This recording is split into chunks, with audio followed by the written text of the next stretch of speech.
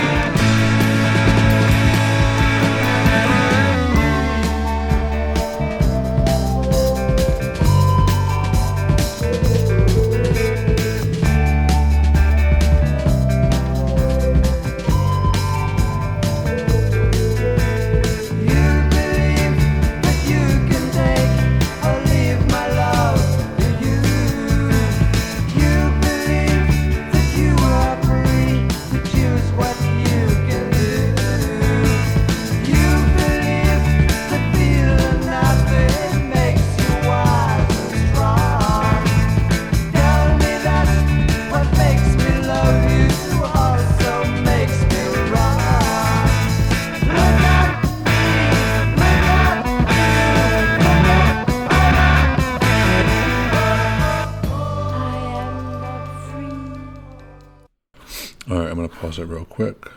I'm just going to bring up I forgot to mention the rest of the band. So it was David Allen on guitars, Christian Trish on bass guitar, Gilly Smith on voice, Pip Pyle on drums, which I love his drumming on this. It's so kind of like jarring, but it's just it's driving it like crazy. And Didier Malherbe on saxophone and flute. So we started to hear the flute on that coming back into sort of more pastoral sounds off of the demon, David Allen's demon voice.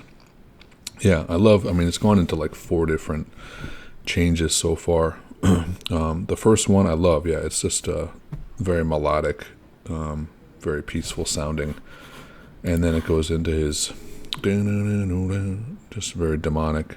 And then a little bit ramps that up a little bit, and then back into this sort of flowing, sounds like with the flutes. And now we're going to get into Gilly Smith's little interlude, and I'm going to back it up a little bit. And let's continue this. Tried So Hard. So far, this is a standout track. I feel like this album is a little up and down for me. It's got a lot of the spacey stuff on there, which I like, but I also like their compositions. Some of them a little bit more traditional, but they always, weird it up a little bit. So here we go.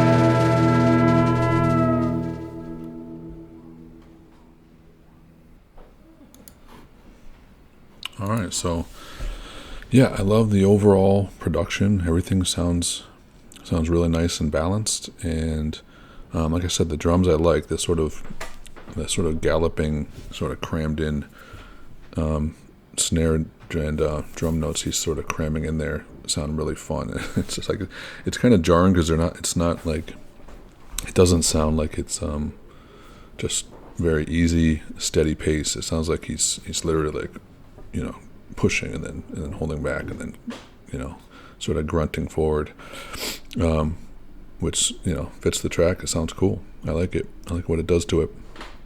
The guitar, I like the tone. I like the really clean tone, and I like the heavy tone. And the clean tone, it sounds like when it's sparse and you don't hear anything sort of masking it, it does sound like it's it's not much. It's not super clean. It doesn't sound like there's a lot of effects on there, sort of rough, smoothing out the edges. It sounds just like you can hear the sort of just really raw notes. And then the distorted tone, I like it. It's not too saturated, not too compressed. It sounds like, really just hyped up, psychedelic, sort of garage rock, and then really peaceful sort of Pink Floyd. I think he was, that's one thing that I discover through these videos, is that I realized how connected some of these people were with other music going on around them and other artists sort of experimenting at the same time. So obviously with Syd Barrett and Pink Floyd being such a force, especially in England, there's no chance that it wasn't reaching some of these other progressive groups at the time, and vice versa. So anyway, as I said, this was their second album, Gong. So their first album, I'm actually probably going to touch a little bit in my later videos during like the Canterbury bands involving Gong. And their first album, I also really liked. It is a little bit more Pink Floydish, in that the compositions, it's not as spacey as they started to get into a little bit. A little bit more mainstream compositions. And anyway, so following his disembarkment from the UK, David Allen and Gilly returned to Paris, and David himself was evolving his glissando guitar technique, which he said he watched Syd Barrett at the 14-hour Technicolor Dream the previous April. And he later described this period as comprising of a large number of people improvising around nothing for hours on end, completely stoned. And it sounds like a pretty bare bones description of the scene. And that's why the people were there, and that's why the performers had people to watch them.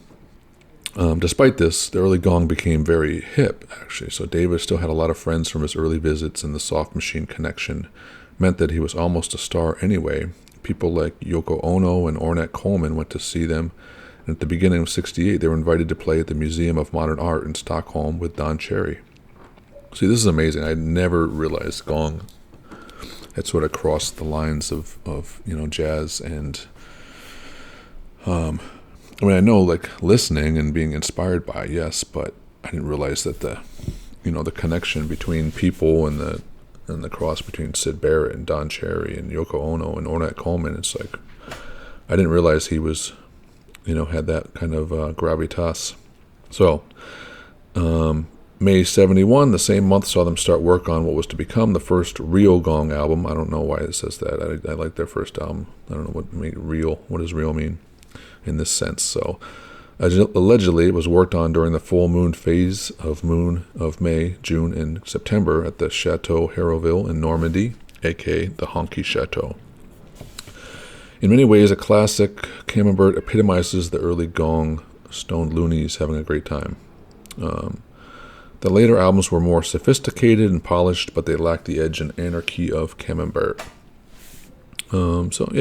I don't remember who said this. This is maybe on the liner notes. Drawing on jazz, psychedelia, and introducing the radio gnome characters, Camembert caught the zeitgeist in France. When it was released in 1971, he said, "We talked quite seriously about there being a planet called Gong, but in fact it doesn't really have a physical presence. It operates on a higher keynote, on a higher vibration. When we play gong, unearthly things happen, emotionally, mentally, physically, and spiritually. The energy and the feelings make things seem a little nicer, David said. So, yeah. Apparently they lived communally and recorded the albums Magic Brother, Banana Moon, and Camembert Electrique. So in those early periods, in the first couple years, they were really, sounds like, technically together all the time, just molding each other, learning, recording, experimenting, and all that stuff, which is, what a lot of us always thought a band, that's how a band was formed, created, evolved, more or less. So, yeah, that was Gong with their 1971 Tried So Hard off of their Camembert Electrique. So, yeah, I like it. It's interesting. It kind of sits in the middle of a lot of prog rock. It kind of has one foot in the simple, the nice song, the sort of pastoral song of England, and then also has a foot into sort of psychedelic or jazz and rock, even avant-garde a little bit. So, yeah, that's what I really appreciate about Gong and other prog rock bands is that they don't settle into one format, into one cookie cutter mold, into what someone else decides the fit needs to be, the shape. They're a little bit more ambiguous. So, anyway, let's continue into the field. Let's go into just, before we jump into the next one, let's see, what was the scene going on in 1971? Here's some of the Billboard singles. And I've gone into these before, so I'm not sure how far I got, but I'm going to assume that I got into the 60s at least, say 70s. So we had Andy Williams, The Love Story theme, Cat Stevens, Wild World, Jerry Reed, When You're Hot, You're Hot, Olivia Newton-John, If Not For You, Bobby Goldsboro, Watching Scotty Grow, which I do remember growing up, because it was my name. It is my name. Judy Collins, Amazing Grace. They had the Bee Gees, Lonely Days, The Who, Won't Get Fooled Again, Jackson 5, The Partridge Family, Isaac Hayes, Gladys Knight and the Pips, and you had Neil Diamond, Wilson Pickett, The Doors, Love Her Madly. Anyway, we'll stop there for now. So those are some of the singles that also came out in 71. End of the year Billboard charts. So we can imagine those singles were a little bit more a mixture of the R&B at the time, sort of bubblegum pop, some rock filtered in there. But obviously, yeah, pretty widespread. So let's get into the next one, which is going to be, and I put this in the progressive rock, although I don't know at the time.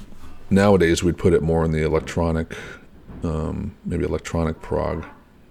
But I'm going to put in the prog rock because I'm not doing just strictly electronic, anything that's like synthesizer based or anything like that, or use synthesizers. So we're going to jump into, this was a 1971 release, June 15th, called Zero Time, with members Malcolm Cecil and Robert Margouleff on keyboards and synth. And this is the band Tonto's Expanding Headband. And the track is Cybernaut. And this is going to be our second piece for the prog rock. And here we go.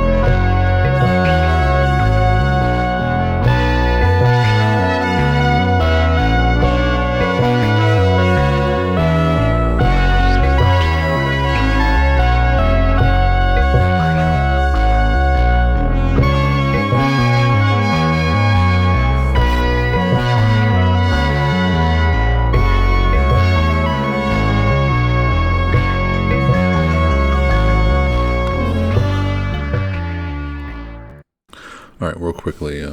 So they've changed key. This will be their third key change on this, and yeah, so far it's just fun listening to all the textures. So you got the sort of synth bass line, you've got the melodic line, or even sometimes two melodic lines going on, and then you've got sort of the percussion-esque sort of little sort of sounds. You've got like clicking sounds, and they kind of move around. So anyway, it's nice. They create the space, you really hear the space. Anyway, yeah, I love this stuff. It's such a 1971. This is I believe their first album, and I'll go into it afterwards, but let's continue. I'll rewind it a little bit. This is the second half of the song so far. I think they're going to go into a little bit more, change it up. So far, yeah, 3 different keys.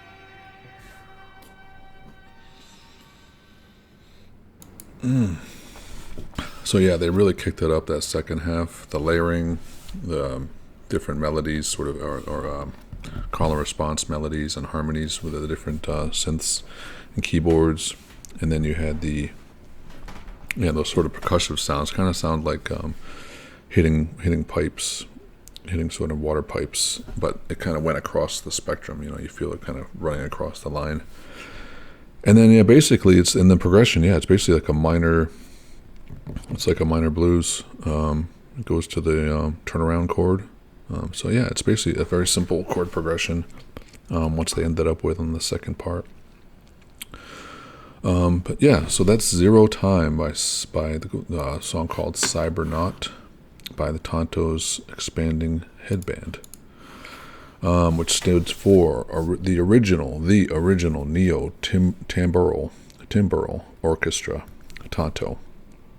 And that was what they called the machine, or the group of machines, the group of synths and moogs and everything else. So, yeah, if you haven't heard them before, I've heard some of their album before. I've heard this one a few times, so I am a little bit familiar with, the sounds and everything like that. So, but I mean, it's amazing. I think it needed to come out, especially in 1971, and it became such a for some people, I don't know how widespread it was, how many people knew about this, or if it was just sort of on the outskirts, like, oh, there's that weird sort of synth album. But obviously, I've just started to go back in the past couple of years and explore the more like the electronic music that was coming out, and prior to this, and krautrock and all that stuff.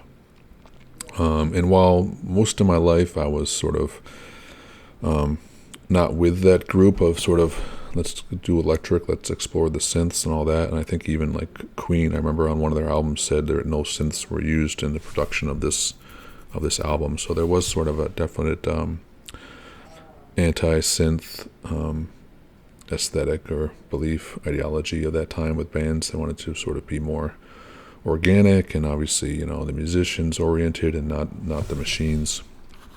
But now when I go look back, I really do appreciate, especially some of the originators of the electronics and the machines themselves, how they evolved. And I definitely hear stuff in different genres that it's just like this.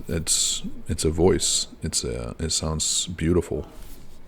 The way they put it together. So with this one specifically, they I guess the idea for this machine came out in the late 60s, early 70s. They said they designed it on a tablecloth in New York in a Cuban Chinese restaurant across the street from Media Sound. Came up with the idea of building this instrument as the first real-time performing electronic music instrument. And actually we made the first album, is actually the first alternative album, I guess, in 1971, wasn't it? Yes, 1971. That was put out by Herbie Mann, if you know him in jazz, and the great flutist, who had a label called Embryo, which was distributed by Atlantic back then. And that was how Stevie Wonder came to find us, was through that album. He rode up to Media Sound one day with the album under one arm and a friend in the other, a fellow called Ronnie Banco. And we started then. I think the first album we did was Music of My Mind, was the first album we did with Steve. And they ended up doing basically all of the voicings for whether he was playing them, but they came up with a lot of the voices for those keyboards and synths for a lot of his sounds on those albums, from Music of My Mind, for Talking Book, for Intervisions, for Fulfilling This First Finale. So from 72 to 74, they did the music. They did much of the sounds that you hear for Stevie Wonder for those major albums. So for that alone, their work and their is unmatched in this field.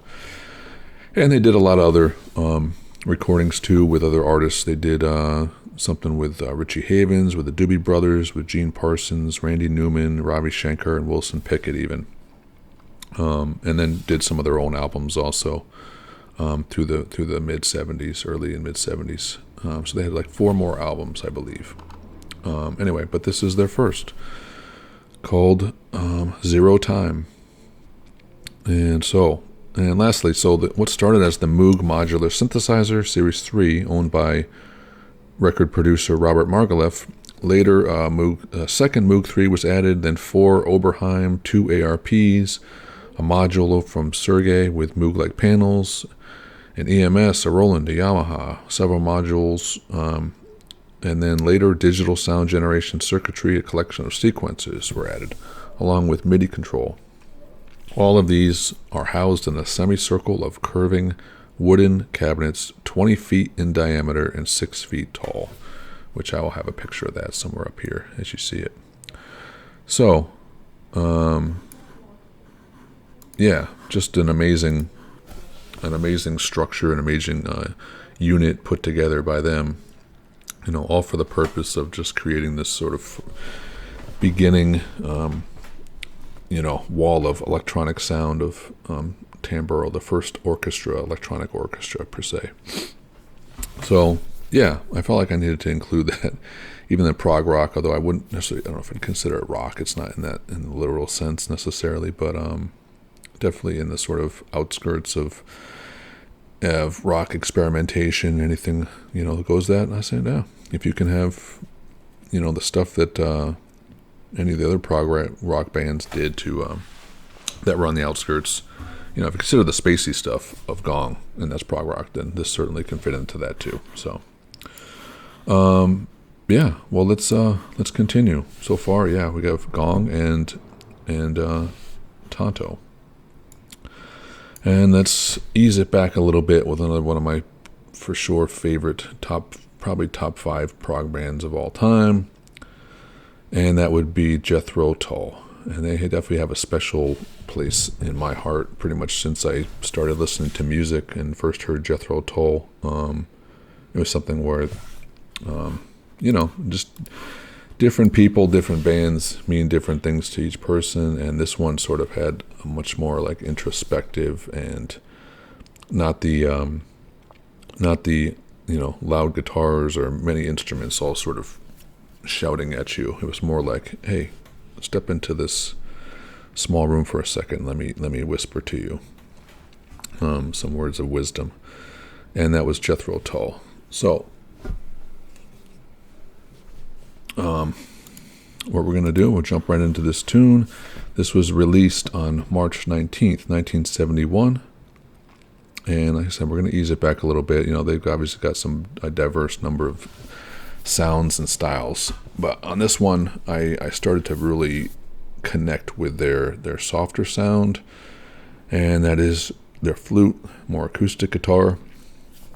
I like their harder stuff too, but sometimes it's a little abrasive when the electric comes in. But anyway, this is Ian Anderson on flute, acoustic guitar and vocal, Clive Bunker on drums and percussion, John Evans on piano, organ, mellotron, Jeffrey Hammond on bass, and Martin Barr on electric guitar. And I'm not sure if Martin Barr is on this. I think he is, but a little sporadically.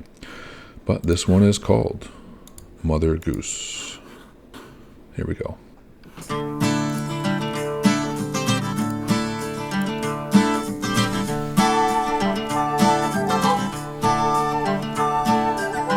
As I did walk by Hampstead Fair, I came upon Mother Goose.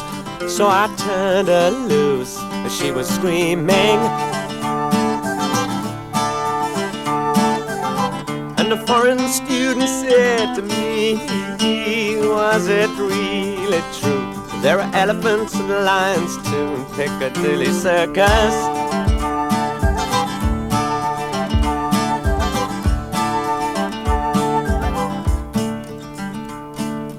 Walked down by the bathing pond to try and catch some sun.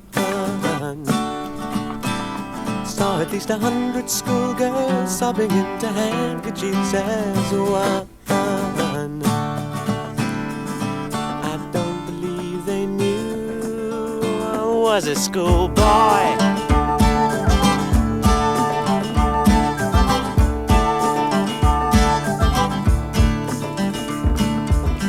And a bearded lady said to me, if you start your raving and you're misbehaving, you'll be sorry.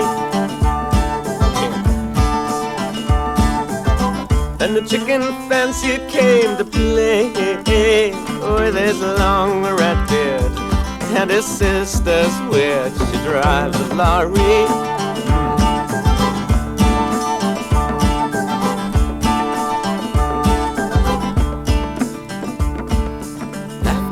By the potting green, I popped them in their hose.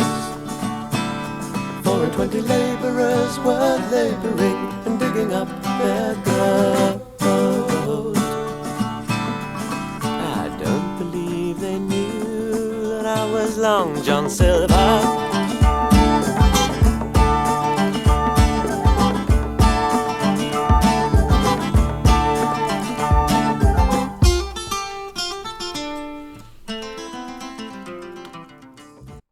Okay, gotta pause it. I'll rewind it and to get back into it. But yeah, I just this is just the most one. This is like the beauty that is Jethro Tull's acoustic side. And you had the harmony flutes in the beginning, coming from both sides, almost like you think of like the Renaissance, and the horns all lined up, all sort of blasting in unison. And because you hear from both sides, you kind of see them visually. And then right there, yeah, it's also doing like his voice harmony. You can hear him doing in this here. You can hear the other voice, which really only in headphones. Yeah, you don't notice all those things. So it's interesting to hear all the little parts. And then you got the sort of percussion, the real light percussion on the sides. And that's it. And yeah, this puts me in a place of just peace and and just beauty. But just I love the music. I love the guitar sound, the acoustic guitar sound. So I love, like, if I could put all of Jethro Tull's acoustic stuff, all side by side, I feel like it's just one of the most enjoyable experiences. And his voice, the tone of his voice, like, it's got this sort of rough, but also really, when he does the lighter part, when he sort of takes away the grit, it's very airy. So he has both, and that's something where I never grew up. I've always been in sort of vocal between heaven and hell, purgatory. Yeah, I've always been in like a vocal purgatory with my trying to sing along with things that I was doing. Whether I was trying to sing Jethro Tull, mostly there for my guitar playing, but always also trying to just, stand in for, whatever was happening vocally or melodically. But it's been really, I feel like purgatory. Like, it's always could be really bad, could be, decent. And I've always tried to just get better and just stand in, just be, satisfying at least. But Jethro Tull has always been one that I found my voice sort of just can mold into easier than others. For whatever reason, I just feel like it must be somewhere in his range, so it's just a little bit easier to jump into. So I've always, appreciated in that sense that I can inhabit that, his tone and his melody and phrasing and stuff, and trying to do the guitar at the same time. So yeah, for those reasons, Jethro Tull is just like a hand in glove for me. It's such a great, emotionally and spiritually. Anyway, that's a lot. I'm gonna go back a little bit and let's finish this out. Mother Goose.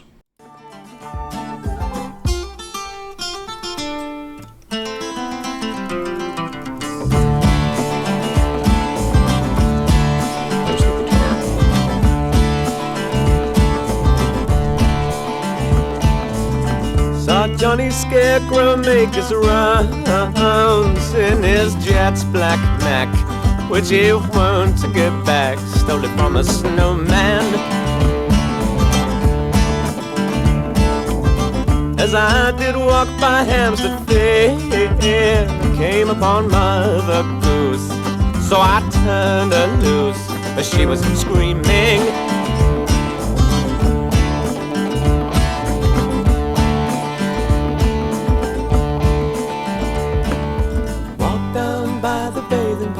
Try and catch some sun.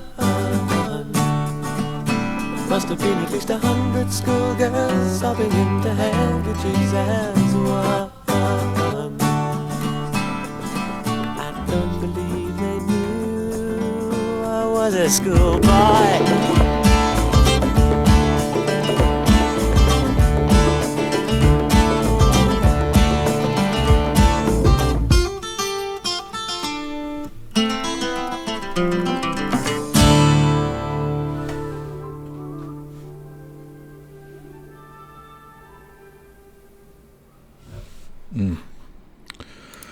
So that was on Aqualung, and obviously Aqualung has, I think every song on Aqualung, people find it, moving, and such a masterpiece of an album.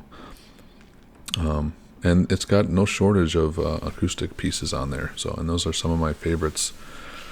I just think there's great compositions. So, what did we have? So we had. This one peaked at number 7 on the Billboard North American Pop Albums chart. That's Aqualung. And the single Hymn 43 hit number 91 on the Billboard Hot 100 chart. I mean, that's amazing in itself. Yeah, it's wonderful to see these groups sort of crack into the, just for audience, just to get their sounds out there. Cheap Day Return, Wondering Aloud, Slipstream are short, completely acoustic bridges, and Mother Goose is almost all acoustic, except for those electric guitar, just sort of one chord, sort of resounding. Anderson claims his main inspirations for writing the album were Roy Harper and Bert Jansch. So, for sure, sounds like a strong acoustic influence on there.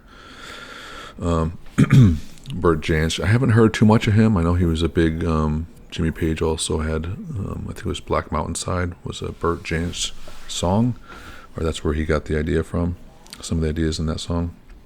It said, Ian Anderson has said people would kind of dress up and be endowed with the blessings of the summer sun. This is regarding the Mother Goose, the sort of visual lyrics and things like that. So I remember it as being a pageantry of color. People were wearing lots of colorful clothes. It is indeed a kind of slightly surreal but interesting pastiche of topics. People probably scratch their heads listening to it thinking, who is Johnny Scarecrow? So yeah, as far as the overall, the lyrical content and the sort of image and the imagery it was sort of portraying were him going down into the square there in England, and sort of, you know, all the things he would see and all the people and all the colors and the sort of you know, symbolic of that. So as far as Ian Anderson in America, yeah, he said he hated the country at first. I really didn't want to know. It distressed me to see so many kids taking drugs. But after playing 4 nights a week, suddenly my attitudes changed. America became the place to play, and England was where I wanted to live. From the summer of 70 through the end of the year, writing the music and recording, it was an experience. Being an album that suffered a little bit from production to problems in the then brand new studio, that Island Records, they had built from a converted church. As far as his the content of this album and the meaning of his sort of, yes, does Ian regard this new album as an outright attack on religion? And he said, I don't regard it as an out-and-out attack. Basically, it's a reflection of my feelings towards the concept of God, largely as a result of having been brought up relatively free of religious pressures, and the fact that I have always felt it to be morally wrong for children to be brought up in today's social climate with God as a social crutch. So that's a little bit on Jethro Tull of that period. And obviously, you know, we could do the whole album. I'd love to do a deeper dive on some of these groups. But for right now, yeah, this is sort of like a retrospective, sort of overall look at 1971 and different musics that came out in that period from all the different genres. So far we've done Gong, we got Tonto, obviously we threw Jethro Tull in there. So yeah, we've got a few more, and a couple of those I might throw on at the end that I didn't really look into, because I'm just going to pop them in right now just to sort of do a little bit more expansive look. It's hard to sort of pick the bands that you want to do. And going into that, I want to jump into some honorable mentions. So these are some other albums of prog rock artists that came out in 1971. And so we had, obviously, the Yes debut, the Yes album, although there was an album before that one, so I don't know what they decided to call the debut. The Yes album, Van de Graaff Generator, King Crimson came out with Islands, Pink Floyd came out with Metal, I believe, Nektar, Gentle Giant, Kevin Ayers, Spyro Gyra, and Caravan. And also this one I may do, Egg, and although obviously Jethro Tull also came out. So there's some other prog rock albums that came out in 1971. So yeah, we're just scratching the surface and giving kind of a fun little listen to what came out in that year and the diversity. So I think between Jethro Tull, their acoustic, between Gong, the sort of their sort of evolution in their second album, and then obviously Tonto into the sort of electronic sphere. Let's jump into another style, another sort of border of prog rock. All right, the next 2 tracks are going to be brand new. I've never heard these. I just decided to do a couple other tunes. I was going to do this Egg tune, but I thought it was too close to the ones I was doing. So we did Gong, we did some electronic, we did some acoustic. So we're going to do a couple other groups, and I didn't do any research on them. I don't know who's actually playing on them, so I'll have to look that up as I listen to them. And I'll probably just give that information. But anyway, enjoy these. So hopefully we're going to do a Gentle Giant song off their second album, which was called In the Acquiring Taste. What is it? Yeah, Acquiring the Taste. So 1971, and this one's called Pantagruel's Nativity. I listened to just snippets of each song, and there's some really good stuff on there, so I'm probably going to have to listen to this album because it's hard to tell, they're so different. You can't really get a vibe on each song. So anyway, I think this is going to be interesting. This is the first track off the album, and here we go. So this one is called Pantagruel's Nativity.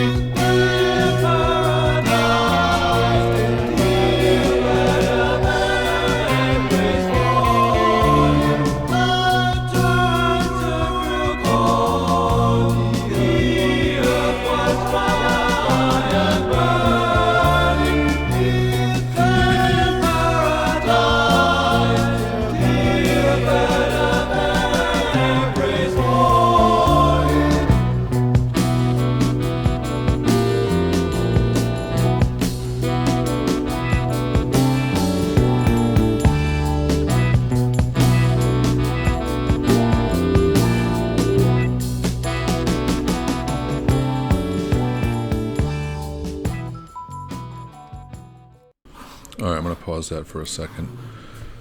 Yeah, okay, so far I am, if you maybe can't tell on the inside, but yeah, I'm blown away by this.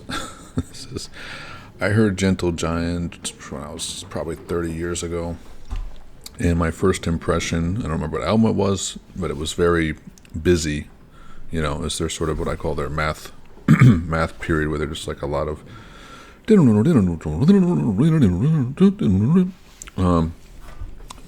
at that age, yeah, that was not going to be received easily. I wouldn't say. I mean, I was interested in different things. I was open to stuff, but that didn't immediately get my attention as something that I need to listen to more. So while I liked it, and I sort of had a guilty conscience about sort of just putting it to the side for a little bit, and I ended up putting it aside for a long period, and until today, probably put it aside for decades, even though I knew in the back of my head there's bands out there that I need to rediscover, and Gentle Giant being one of them for sure.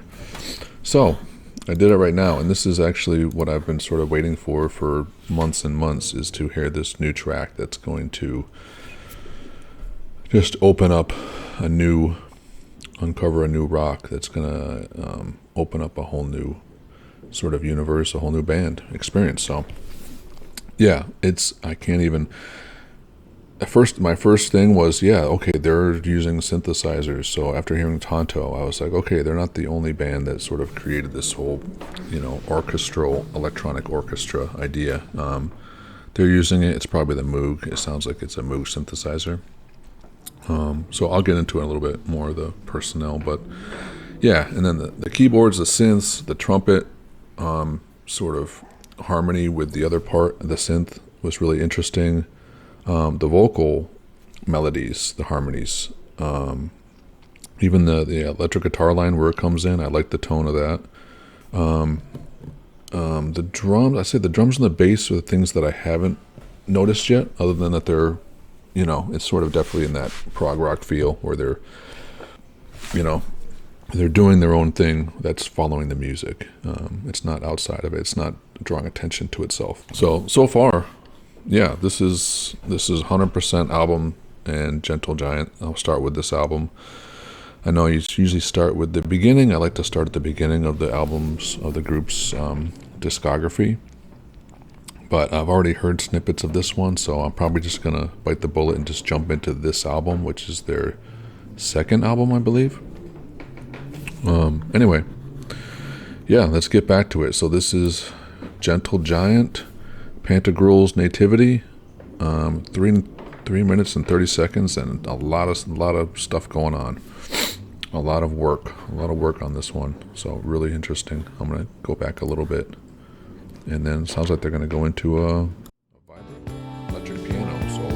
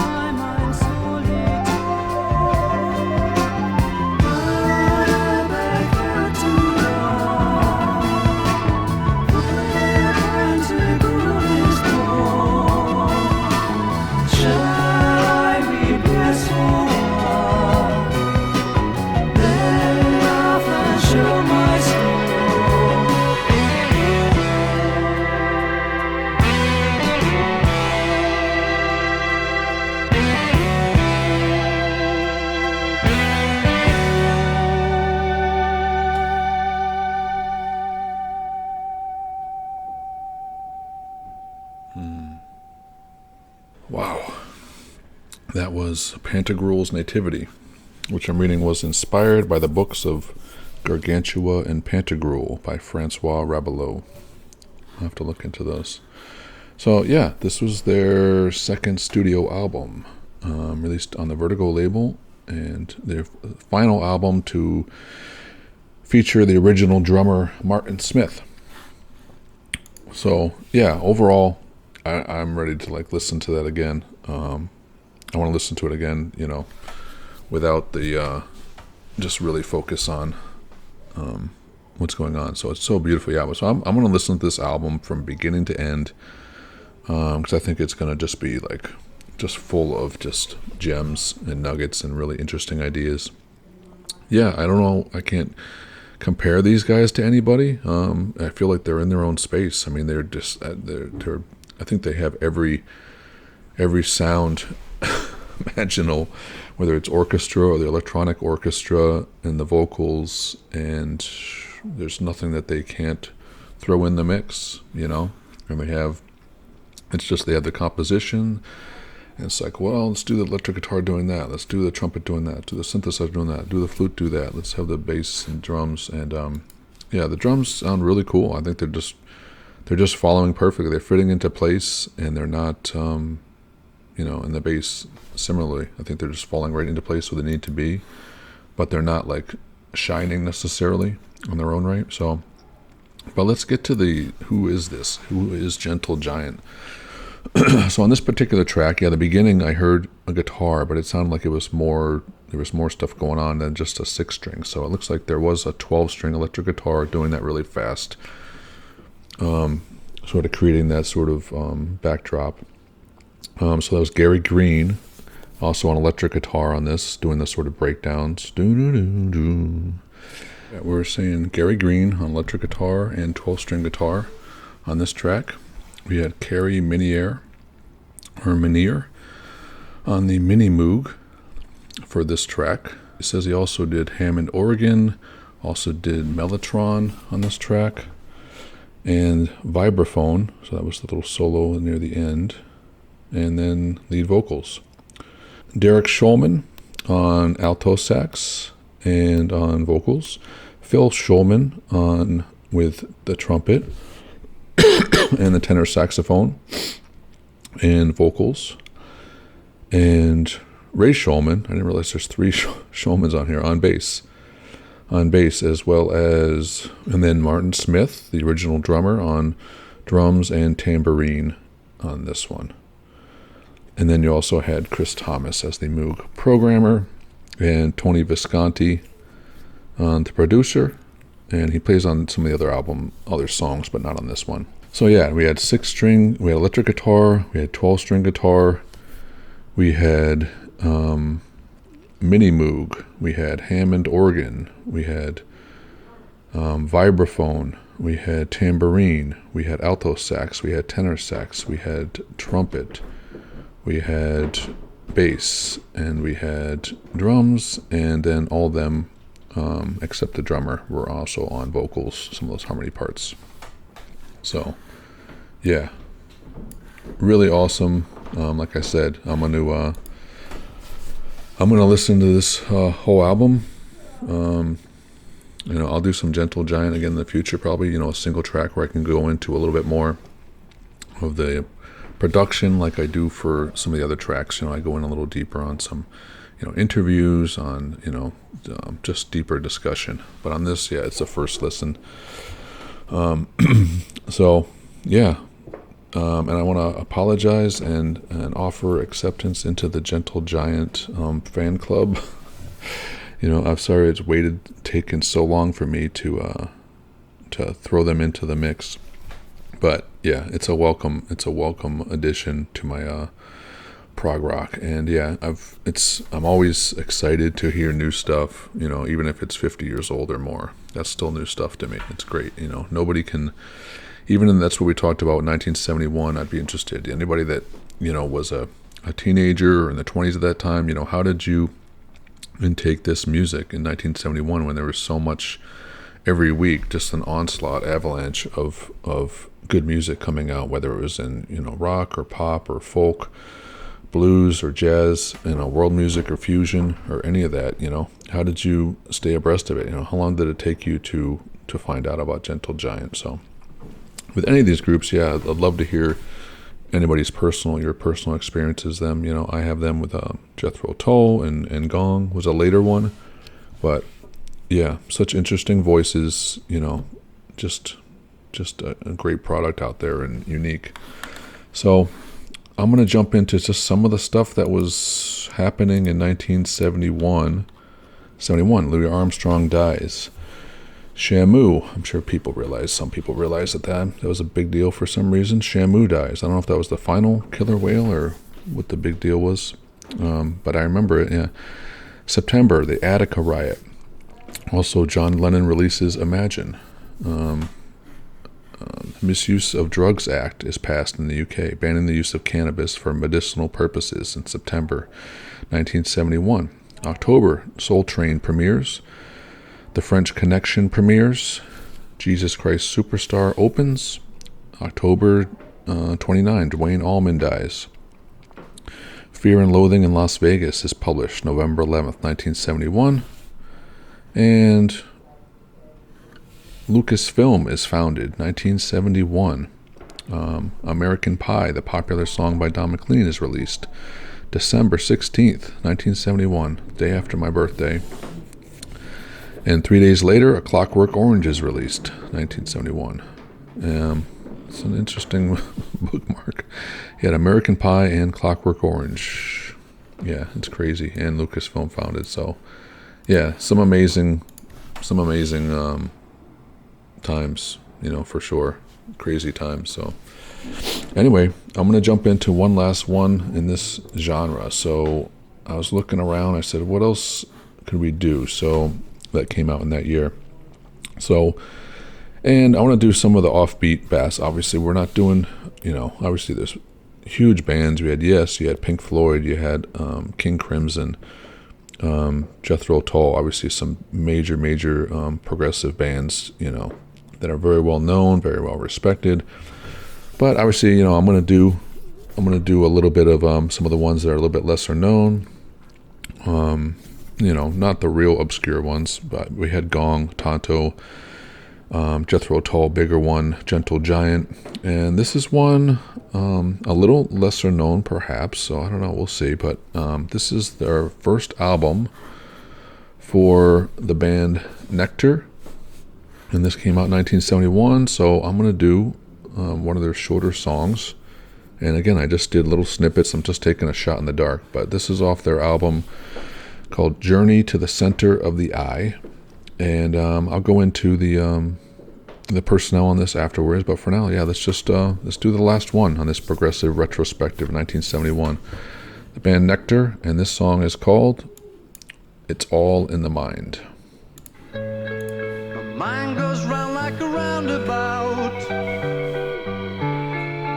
whistles and sings, darker than darkest night,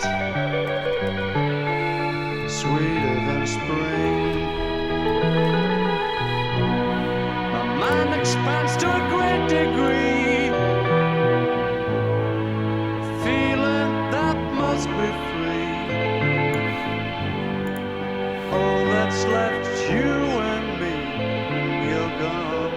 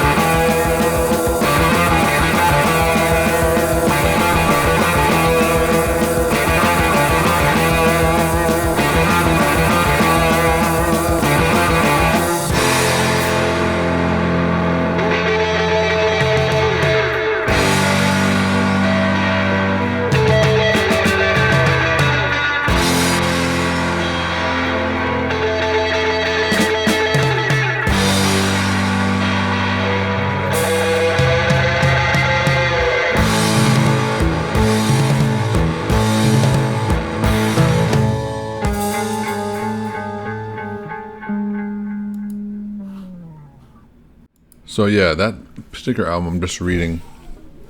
So far, yeah, I love the intro. I want to go listen to it again because I feel like it started off super sweet. I loved it, and then obviously it got really intense with the guitar.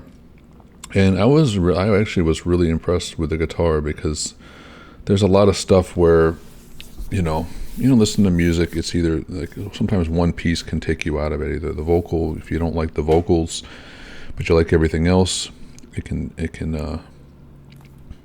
cause you to have mixed feelings on it. Or the tonic of the guitar, a lot of the tones of guitars of some of the groups of this period was sort of, not fine-tuned enough. Some of the groups really did fine-tune it, but some others just left it as sort of, grab a couple Marshall stacks and just crank it up, which always wasn't the most pleasing tone for every song. But with this one, yeah, I really appreciated the guitar tone. It wasn't over the top. It didn't stand out. It did fit in the song, and it really blended with the other pieces. And the keyboard, it looks like they sound like they're playing a Hammond organ, which is another thing during this period where so many groups. That's one reason I do appreciate the electronic sort of evolution starting, in the late 60s and early 70s, because it broadened the textures and things that you could get. Because otherwise, yeah, so many bands just had like a loud guitar and then a loud organ, and I get kind of tired of the organ sound as the sole texture for keyboard or another instrument. So, but yeah, so with this, yeah, I love it. It sounds like this was a shorter piece, and actually it sounds like their whole album was a 140-minute song, with the last 100 seconds of the first side repeated at the beginning of the second side to maintain continuity. It was a concept album following an astronaut who was given overwhelming knowledge by extraterrestrials, with sonic textures reminiscent of psychedelic rock. So yeah, and this was a band formed in Hamburg, Germany, West Germany, 1969. And as far as the album itself, so yeah, there was parts of it where I got little hints of like Jethro Tull and some of their some of their transition pieces, some of the transition movements, I would say, a little reminiscent of like Jethro Tull. But yeah, it's hard to say who they were influenced by. I could have to go deeper, but this is a first listen, and so far, yeah, this is another album just like Gentle Giant. I feel like I want to listen to some more of Nektar. It's certainly enough to get me intrigued into it for sure. So this was their debut album. It came out in November 1971, and although it was 40 minutes, they formally divided it into 13 tracks, although the entire album consists of a single continuous piece of music. And let's get to the personnel. So yeah, this one was called It's All in the Mind. It was the 8th track, or some portion of the album anyway. But so this had Roy Albrighton on guitars and vocals, Mick Brockett on liquid lights, I don't know what that is, Alan Taft Freeman on mellotron, piano, organ, and vocals. And again, on this track, I don't know if there was mellotron, I believe. So it sounds like any of the other than organ sounds was all mellotron, likely. So mellotron, organ, Ron Howden on drums and percussion, Derek Moe Moore on mellotron, bass, and vocals, and Keith Walters on static slides. Again, 2 things I'll have to look up and see what that was. It also had Dieter Dirks on additional piano. So yeah, guitars, mellotron, organ, drums, bass, and then you had the other static slides and liquid lights. I don't know why it's alliterative, but so AllMusic's retrospective review stated that throughout Journey's 13 cuts, they introduced their own sort of instrumental surrealism that radiated from both the vocals and from the intermingling of the haphazard drum and string work. They gave unqualified praise to both the compositions and the performances of each of the individual members. So yeah, out of Germany, 1971, that is Nektar. So yeah, I feel like now I got to hear a couple new tunes in the prog rock genre, which is exciting because I'm gonna definitely look into them a little bit more. And then we had Gong, we had TONTO, we had Jethro Tull, we had and Gentle Giant and Nektar. So I feel like I did my due diligence in giving a pretty good spread of some prog music at that time that weren't, the big names that we all know. So again, I appreciate it. The whole thing is to sort of take a look into this particular year, this particular genre, and there's going to be a few more genres coming up. As I said, so we got fusion and world music. So if you appreciate hearing new music, there's going to be some there in there for everybody to explore a little bit, just like I did. So, and it's worthwhile, So please don't just jump and listen to the well-trodden songs that we all do, and embrace them again, which is great. We can all listen to the stuff that's, stands the test of time. But let's shine a light to some of the ones that put in so much effort, so much musical ability, and maybe didn't get the immediate credit or longevity that other groups did. So that's what we're here to do. So anyway, I appreciate you all coming here. Please, any comments would be love to hear them. Love to hear your opinions on other groups, on these groups, if you heard them, stuff you heard recently that you didn't know, any stories, of your how you approached this genre, or that time of music. So again, appreciate it. We'll see you on the next one, and have a great day. Take care. Bye-bye.